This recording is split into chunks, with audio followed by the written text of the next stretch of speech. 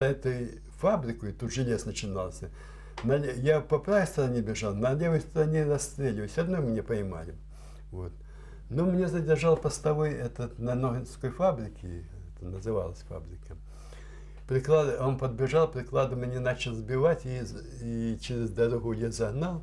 И там вот стоит вот так колонна, это эсэсовцы с одной стороны строя, а тут обреченные. И вот по 30 человек это отделяют, это полицейские, немцы только стояли, замерзшие, сопли их вот так висели, вот так с автоматами. Мороз был, знаете, какой в 41 году страшнейший. Под 40 градусов, по-моему, доходил. Вот, людей заставляли раздеваться, да их не заставляли, они уже сами. Вот, отводили канавы, расстреливали. Дети оттуда бежали, их снова поймали с другой группой, тоже снова и расстреливали. Пока расстреливали, пока я там покушал все, с этой колонны там, может, сотни или больше осталось, совсем мало людей. Вот, и так быстро это по 3 человека отделяет. А люди из деревень, которые с базара шли, жители все наблюдали, как расстреливают.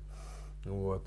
Так на пушке стояли, и их погнали, их заставили глядеть, или сами нет по себе, не знаю.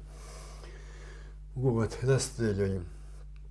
Потом полицейские пришли, как называется, за следующей партией.